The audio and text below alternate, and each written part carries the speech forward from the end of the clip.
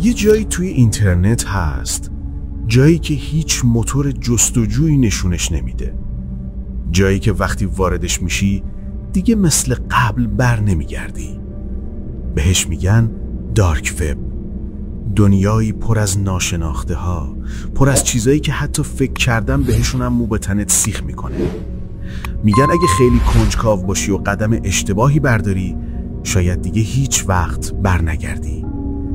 امشب قراره با هم وارد تاریک ترین گوشه های اینترنت بشیم، جایی که آدمایی مثل من و تو فقط به خاطر کنجکاوی زندگیشون برای همیشه عوض شد و بعضیاشون دیگه هیچ وقت آنلاین نشدن. خب رفقا، اول از همه قبل از اینکه خودمون وارد دارک وب بشیم، بذارین یه چیزی رو باهاتون در میون بذارم. یه تجربه‌ای خوندم مربوط میشه به همون چیزی که هممون اسمشو شنیدیم، اتاق سرخ. این تجربه رو یکی از کاربرا، یه خارجی زبان نوشته بود. کسی که خودش ادعا میکنه وارد یکی از این اتاقا شده. حالا ادامه داستانش رو براتون میگم، ببینید دقیقاً چی نوشته. من هنوزم وقتی یاد اون شب میافتم دستام میلرزه. فقط 19 سالم بود. یه آدم کنجکاو که فکر میکرد دارک وب فقط یه سری بازی و فیلم عجیبه. همه میگفتن اتاق سرخ وجود نداره، یه افسانه است. ولی من با چشمای خودم دیدم.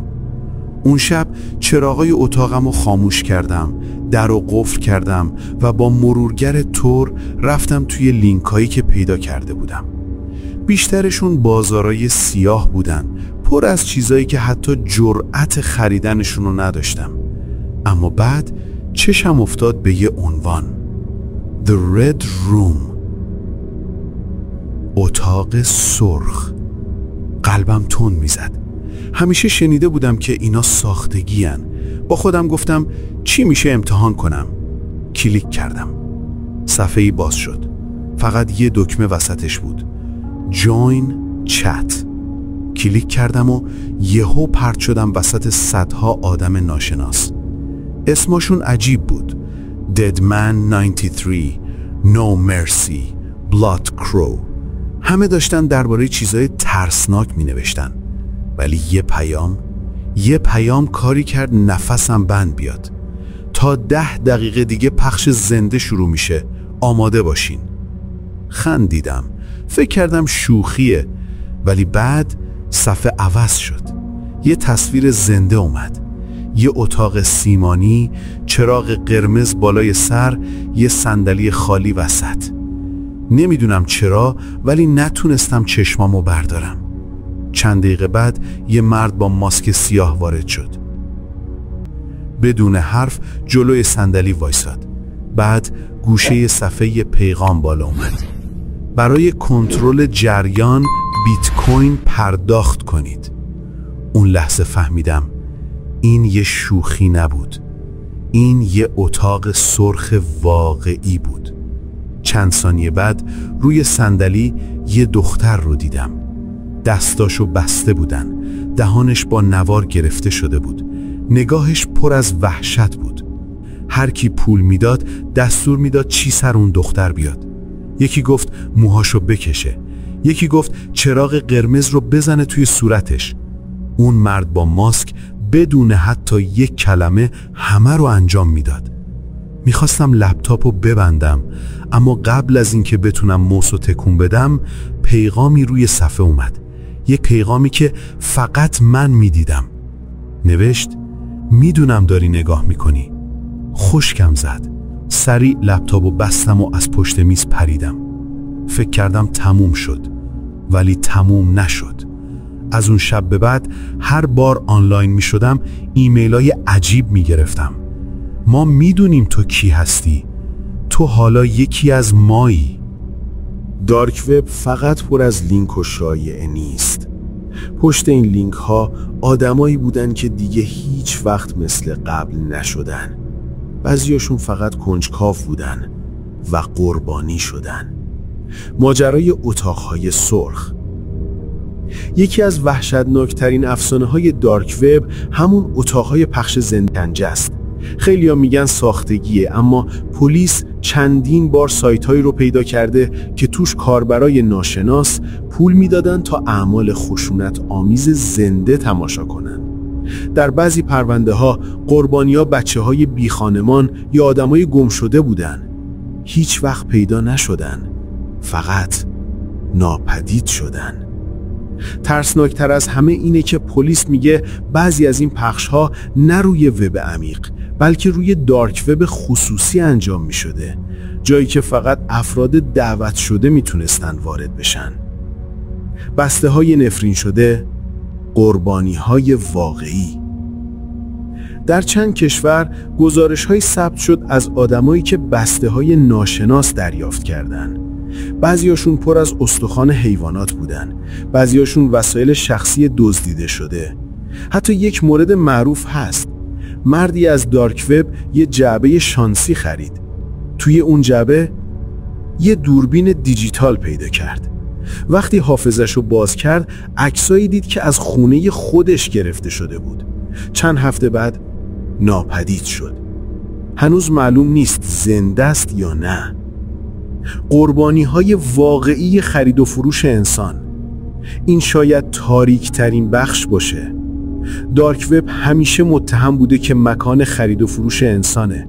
شواهد قطعی کمی هست، اما پلیس بارها سایت‌هایی رو بسته که تبلیغ کارگر ارزان یا خدمات خاص می‌کردن. خیلی از این آگهی‌ها رمزگذاری شده بودن، اما نشونه‌ها نشون میداد قربانی‌ها اغلب از کشورهای فقیر یا گمشده‌های خیابونی بودن.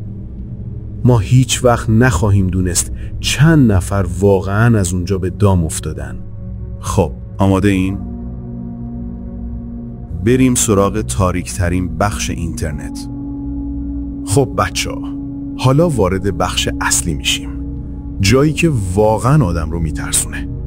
وقتی وارد قسمت‌هایی از دارک وب شدم، حس کردم دارم از توی دنیای دیگه سرک میکشم. یه بازار سیاه بین‌المللی که همه چی توش پیدا میشه، ولی همه چی هم سمیه. صفحه به صفحه اسکرول کردم و دیدم بخشایی وجود داره که تا چند دقیقه قبل حتی جرئت نمی‌کردم تصورش کنم. اولین چیزی که چشمم رو گرفت بخش مدارک و پاسپورت‌ها بود. عکس‌ها، برگه‌ها، قیمت‌ها، انگار که دارن پاسپورت و مدارک هویتی میفروشن، مثل یک کالای پلاستیکی. اسم کشورها نوشته بود، قیمت‌ها ردیف شده بود و ادعاها درخشان و وسوسه انگیز به نظر می اومد. پاسپورت انگلستان، شهروندی آمریکا، اکانت بانکی. منطقی نیست که آدم اینا رو جدی بگیره، اما دیدن اون لیست آدم رو گیج میکنه. پایین‌تر که رفتم بخش استخدام هکرها بود.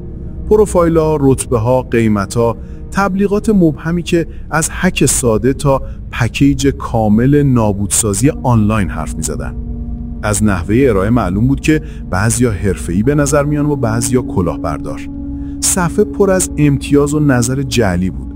آدم میتونه باور کنه یا نه، اما همینقدر میدونم اینجا پر از آگهیایی بود که زندگی یه نفر رو ممکنه به هم بریزه. از لو دادن اطلاعات خصوصی تا ساختن دردسرای حقوقی. حس سردی بهم دست داد، چون دیدم چطور پول و وعده میتونه دست به خلق فاجعه بزنه. اما از همه سرد کننده تر بخش خدمات تاریت بود. اونجا که آگهی‌هایی با ادعاهای وحشتناک می‌دیدم، از تهدید و اخاذی و انتشار اطلاعات غلط تا ادعاهای ساختن پرونده‌های قضایی برای یک نفر. یعنی عملاً میگفتن زندگی کسی رو میتونن نابود کنن. متن آگهی‌ها بعضاً بی‌رحم و حساب شده بود. شرح خدمات، قیمت‌ها، پکیج‌های نابودسازی کامل. حقیقت اینه که حتی اگه خیلیاشون اسکم باشن، فقط وجود چنین بازاری خودش یه فاجعه است. فکر کن یه آدم معمولی بیخبر هدف چنین چیزی قرار بگیره. عواقبش تصوری بیش از حد وحشتناکه. و وقتی به بخش هیتمن یا قاتل اجاره‌ای رسیدم، این یکی قلبمو لرزوند. پروفایلایی با عکس شبه تهدید، امتیازها، قیمتها و توضیحاتی که از روش اجرا حرف می‌زدن. بازم من اینجا همه چی رو گزارش می‌کنم، نه توصیه.